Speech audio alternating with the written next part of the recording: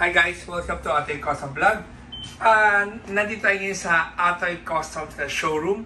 Ipapakita ko sa inyo mga iba-ibang klaseng upuan natin na imported naman ngayon. Kasi lahat na pinapakita ko yung Atoy Customs collaboration with Eurotex Foam natin na upuan na foam. Mamaya papakita ko sa inyo saglit. Pero lagi ko nang napapakita yung Atoy and Eurotex. Ngayon ipapakita ko sa inyo yung mga imported seats na pinarating natin galing sa ibang bansa. So meron tayong 5 designs dito. So, meron pa kami mga SUV pero focus lang muna ako dito sa mga mga van. So, we have this one na ito yung ang tawag nila dito ay yung air, parang nakalutang na. Then ito ay humihiga siya na parang kama na. And then ito naman ay isa dito sa second top na maganda. And then ito naman yung sa Alphard seats, Alphard 40. Ito yung medyo ni-replicate niya para sa mga van. And then, ito na isa naman, ang ganun din para sa mga van. Pero ang difference ito, hindi niya ginayang Alphard 40. Iba na yung stitches niya, iba rin yung itsura niya. Tapos, meron siyang tinatawag namin dito na cut para sa tambol. Kasi, ang lagi problema ng mga pag bumibili ka ng upuan mo sa van mo, pag wala kang shape na arc na ganyan, yung dalawang upuan mo sa second row ay magkadikit na. Ngayon pag magkadikit siya, wala ka ng daanan papunta sa gitna. So, make sure namin na yung mga pinagawa namin from abroad ay pag umorder ka ng 4 captain seats na parang, they call it Alphard seats na itsura, sisiguraduhin namin na may makakadaan pa sa third row at saka komportable talaga yung upuan mo. So guys, uumpisa ko muna siguro ngayon sa Kia Carnival. Ito, 2025 Kia Carnival. Kung meron kang Kia Carnival, ano ba pinagkaiba ng upuan ng Atoy Customs? Pare-pareho lang naman lahat yan eh. So yan yung akala ng maraming tao na pare-pareho. Pero ang gusto kong i-share sa inyo dito, unang-una yung function naman yun na angat ng paa. Pakita ko muna sa inyo angat ng paa. Ito. So, pinagawa namin sa supplier namin kasi karamihan ng mga footrest pag umangat ay hanggang dito lang. Etong angat na ganito, magiging komportable ka lang for a while pero after 10 minutes, naghahanap ka ng mas mataas na ganyan. So, talagang pina-custom specs namin na dapat ang footrest namin ay aangat na parang lamesa. Yan pwede mo lagyan ng kainan mo, whatever, or gamit. And then, pag ni-recline mo siya, teka, atras-abante muna. Hindi, mamaya na yung atras-abante. Dahil kasi highlight ko yung atras-abante. So, yung recline, ito. So, you have to find your comfort. And then, meron siyang memory 1 and 2 para ma-set mo kung ano yung si nanay ba ang sumakay o si tatay ba ang sumakay. Masaset mo tong settings sa to eh. Tapos meron siyang mode na fan, which is itong fan sa Pilipinas, magagamit natin yung cooler, pero yung heater, hindi mo magagamit yung heater eh, kasi yung heater ang init na sa atin eh. So tapos meron din siyang massage na controller na function, which is very normal na. Ito ang gusto kong ipakita sa inyo. Hindi ba pag Kia Carnival ka, pagka pumasok ka sa van, pag may dalawang captain seats ka, laging question, paano makakadaan sa gitna? Ang magkadikit na yung dalawa. So, ito ngayon. Ang galing rin ng supplier namin na sinabi namin yung problema ng Kia Carnival, nakaisip sila ng solution. Ito solution to hindi na ako nag-isip Talaga, I wanna give credit to my supplier from abroad. Ang nagawa namin for Kia Carnival ay ito. Pansin mo, nakadikit siya, di ba? Imagine mo na lang ito yung daanan mo sa gitna. So, kung ito ang upuan mo at lalabas ka sa van mo, di ba ang hirap? Baba ko muna ito So, kung nasa Kia Carnival ka at ito yung pintuan mo at meron ka pang distansya dito, di ba ang hirap? Lalabas kang hahakbang ka na gaganyan ka pa. So, tingnan nyo ang ginawa ng supplier natin. Pag pindot mo to, umaabante siya. Pero habang umaabante siya, lumalayo siya sa dingding Yan Yan.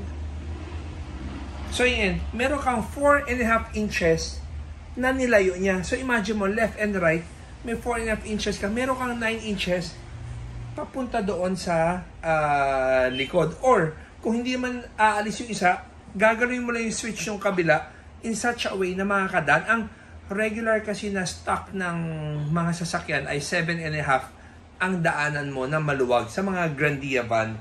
Ngayon pag naka-Abante na siya, yung hakbang mo mas mabilis na. And then, pero doon, meron kaming tambol dito.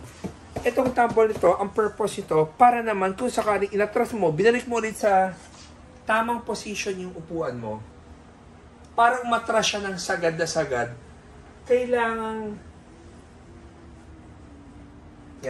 yumakap ito sa tambol mo. Kasi ito yung space na nasasayang eh. So, tapos sa Kia Carnival. Pupunta naman tayo dito sa next. Ito, identical siya. So, akala ng tao, pag may captain seats ka, ito, pwede ito kabit sa GL Grandia. Ito, pwede mo sa Kia Carnival. Hindi. Kung makikita niyo yung height difference nila, yan o. Kasi, kung hindi mo kabisado ang mga upuan ng mga car seats, ang tingin sa mga captain seats ay lahat pare-pareho. Pag pumunta ka dito sa Atoy Customs, masasabi namin sa inyo talaga, ano ba talaga ang dapat para sa sasakyan nyo? Kasi, for example, kinabit mo itong Kia, meron kang H350 or meron kang Tourer, hindi napakababa mo, ang taas ng bubong mo. Or vice versa, kung may nagbebenta sa inyo ng Alphard seat at sabihin niya, pasok to sa Kia Carnival mo. Yes, papasok siya, pero yung headroom mo, para kang napakatangkad mo doon sa driver. So, we want to inform you guys, para alam nyo, ano yung difference sa mga upuan. Like this one are identical. Ito ay, meron ding art doon sa gilid, yung sa tambol. Pero this one is made for Toyota Tourer. So, kung meron kang Toyota Tourer, so ano man ang function yan, yan din ang function niya dito. Same thing with this one. So, meron kaming silver ang finish dito. Meron kaming ito parang laminated na finish dito. Yan yung pipiliin ng client. Pero usually pagka black ito, pagka beige or orange namin, titanium naman ang color na pinili namin. So, tapos meron siyang extra dito, lagayan ng gamit or anything na pwede mo itago kasi left and right yan eh. It so happen yung switch kasi either or po, universal siya in short. So, this one is perfect for Toyota Tourer na kung gusto mong apat ang upuan mo. So, yung dalawang captain seats na bibilihin mo sa amin ay walang art na tambol na ganyan. Yan yung sa harapan, pagbukas mo ng pintuan mo, malinis tingnan. Pero sa second row mo, kailangan may shape na ganyan, which is ito na yung kailangan mo. Para meron kang walkway to the third row, may jump seat man or lagay ng luggage, may access ka pa rin going to the back. So, ito yung pangharapan. Imagine mo na lang same color whether black or beige. Ang mangyayari nito, ito yung walang shape na tambol sa gilid. Ito ay yung nasa front left.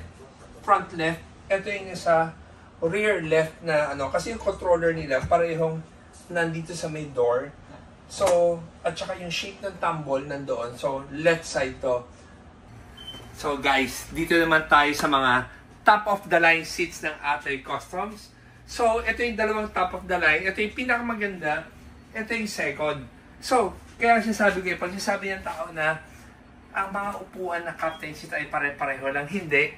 So, pag pumunta tayo sa Atoy Customs, may intindihan nyo anong mga pinagkaiba. Tulad dito, meron tong, para saan ba to? Ngayon, pag naiintindihan nyo, bubuksan mo siya. Kasi marami nagre-request ng table. Karamihan na captain seat sa makikita nyo sa market, walang ganitong table. Ito. Yan o. Tulad ng binibenta namin na ganito, walang table yan eh. Pero itong mga top of the line natin na meron siyang table. Ngayon, ito, yung sabi kong para saan siya. Yan. So, nalalak siya. So, meron ka ng table na kakain ka, pipirma ka, magsusulat ka, anything na gusto mong gawin, ito na yon. Yung height niya ay standard, hindi na aangat baba. Talagang minake sure nila na medyo mataas para kung malaki yung uupo, whether maliit or malaki ka, itong table na to is functional eh. So kung ipapack up mo ulit, fold, angat, ikot, baba, and then pack up. So ito yung table. Next, meron tayong touchscreen na. So, itong touchscreen ito, pag in-slide mo siya, meron siyang, ang stock niya ay clock And then, pag meron siyang sleeping mode, meron siyang comfort, reset mode, and home. So, ngayon pipindutin yung sleeping mode kung gusto ko matulog. So, isang pindot lang, ginagawa na niya lahat ng trabaho niya. So, pero to, ikaw ang magpo-program kung anong gusto mo. Gusto mo ba yung higa mo ay higang-higa?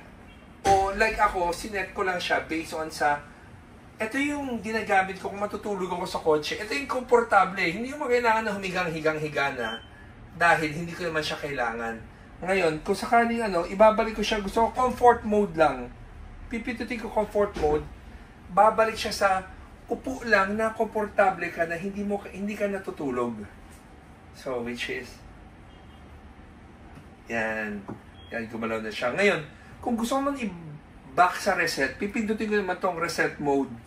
Pag pindot ko yung reset mode, yan, bababa na rin yung footrest na to. Meron din siyang 3-point seat belt, meron siyang massage, meron siyang hangin, tapos, ito isa sa pinaka-highlight na gusto kong i-share sa inyo. Tingnan nyo, diba nakita nyo yung touchscreen? Pero sa touchscreen, ito meron pala siyang voice command. Itong voice command niya, hindi pa ako ganun kagaling gumamit kasi ni-request lang namin sa supplier namin. So, sabi ng supplier namin, kayo magsabi ng command. So, lahat ng command na to ay galing rin sa atin. So, pakita ko sa inyo kung paano. So, pag-slide mo ulit, pasok ka sa home, settings, tapos yan reset, voice command o custom. Voice command tayo.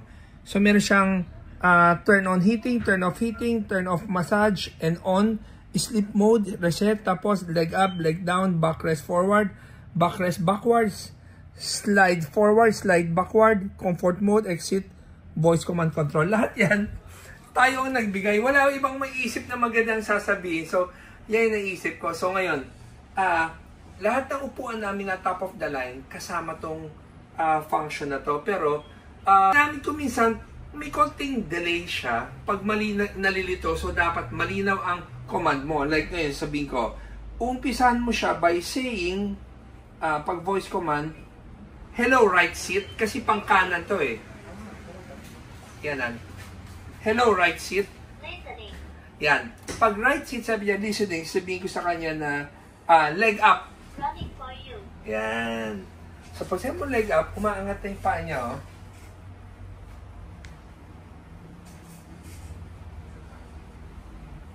Tapos, habang nakupo ko dito, kaya napindot ko yung yung heater. So, naramdaman ko yung heater. So, kailangan ko, pagpatayin ko yung heater, ang sasabihin ko sa kanya ay,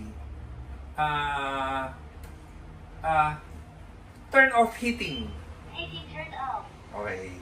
Ngayon, pag sabihin kong backrest forward. Running for you. Yan Pag gusto mo ito, stop. Pause for you. Yan. Pag gusto mo siya higa, backrest backwards. Running for you. Yan. Stop. Pause for you. Depende kung ano gusto mo siyang stop. So, in-stop ko lang muna dito para hindi tayo tumagal. Tapos, pwede ko sabihin sa kanya na, ano ba sabihin ko? Slide forward. Running for you. Yan. Galing, di ba? So, kung inaanto ka na, magsasalita ka na lang para hindi ka na makakatulog ka ng tuloy-tuloy. Stop! Pause for you. Bumaba kasi yung sliding ko, gumanon eh.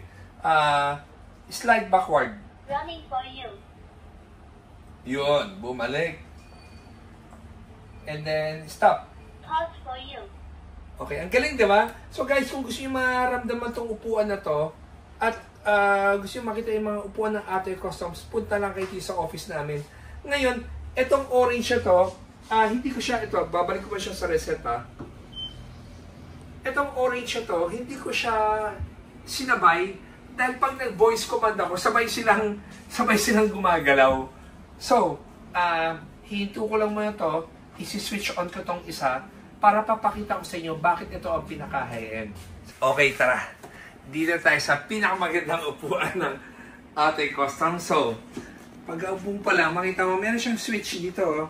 So, yung switch siya, pwede mong atras abante, lahat ng function pwede mo gawin dito. Kasi, yung nakita nyo sa Alphard, hindi ba ay pindutan na manual. So, ito nakita nyo touchscreen. Ito, meron siyang galawan dito. At the same time, touchscreen din siya. Pero bago pa pwede yung touchscreen, papakita ko naman yung kanan na table. Ito yung kanan na table. So, pagbukas mo, 1, 2, 3, 4, 5. 5 na steps siya para magamit mo tong upuan, lamesa to. And then, pag sinarado mo to, umaangat siya. So, very comfortable. So, pwede mo siyang abante, pwede mo siyang iatras. Nasagad, depende kung ano yung needed mo. May mga secondary lock siya bago yung pinaka-last. So, kung ipapack up mo, aangat mo lang siya ulit. So, 1, 2, 3, 4, 5. Yan, sarado na. So, dito naman tayo. Napakita ko kayo na doon lang ay yung may touchscreen at voice command. Ito meron din. Pero isa-shortcut ko muna, tatalunan ko muna ano ang meron to na wala doon. So, ayan. Pagka i-slide ko rito yung touchscreen na to,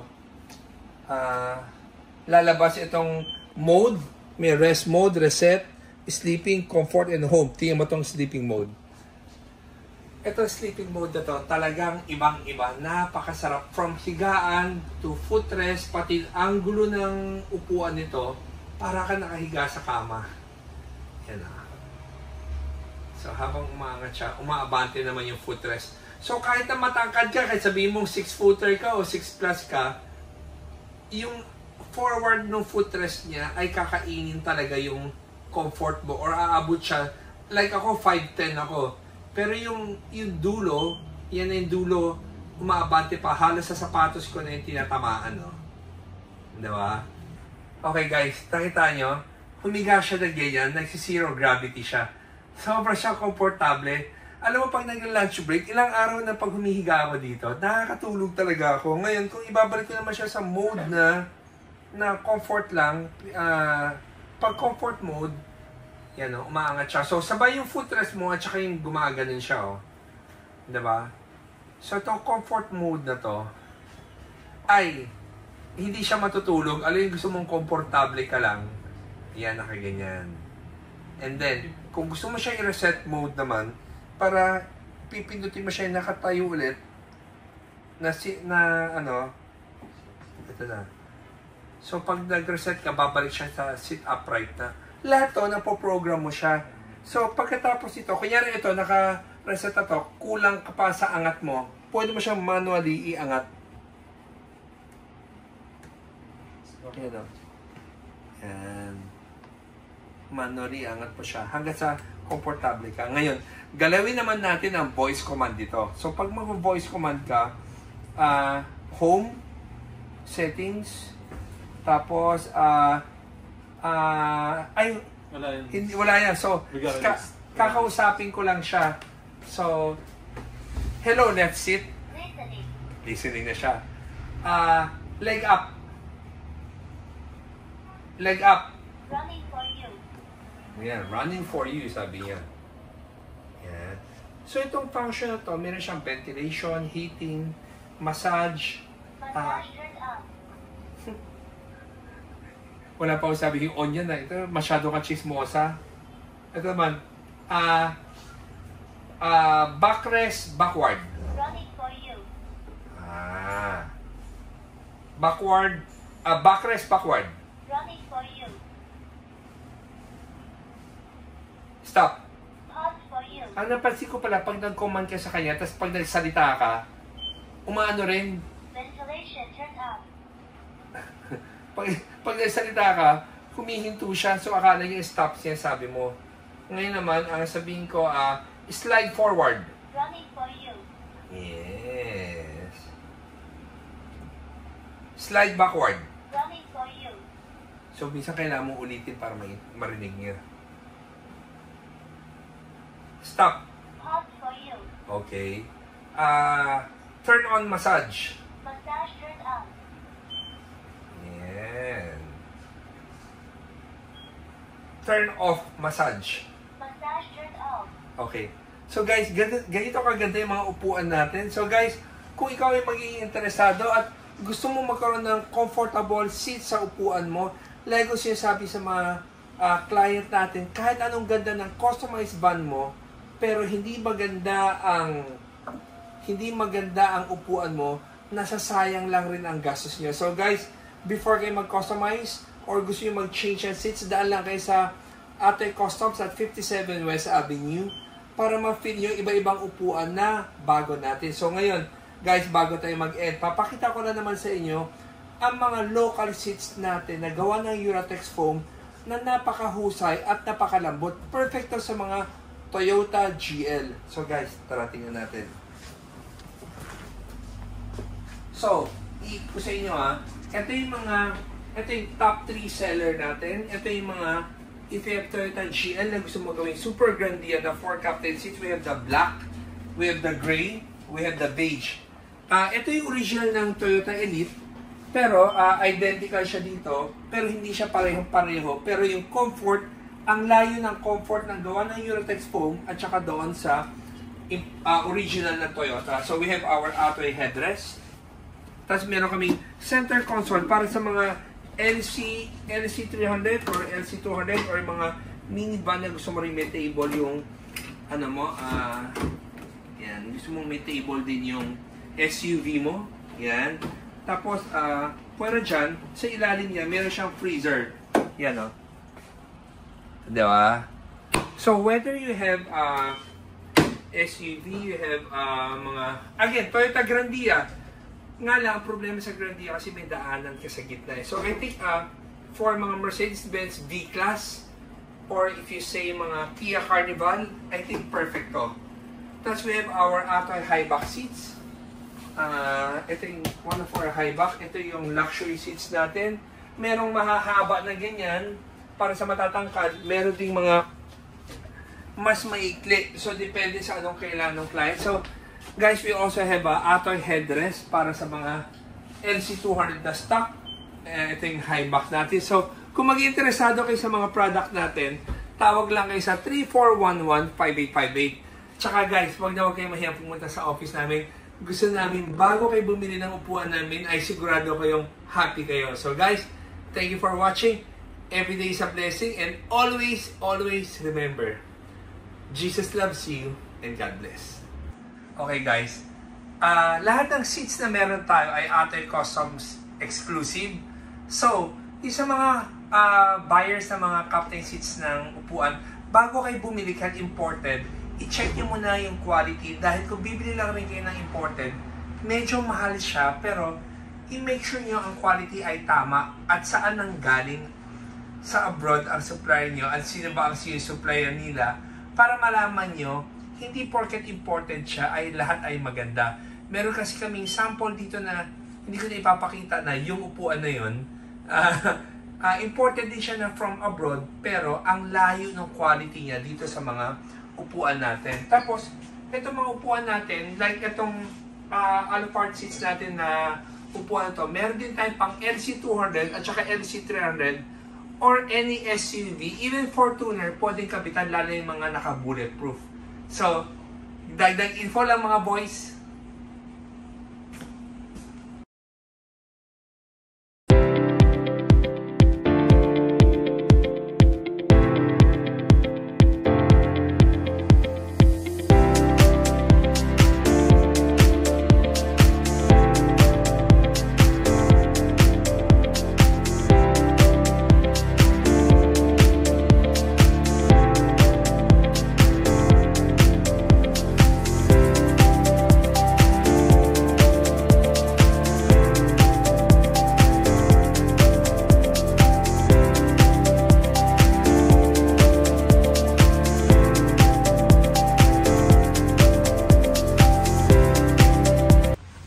여러분, 저희와 편안하게 타세요. Atoy headrest, head coral, Philippine 첫 번째 장통.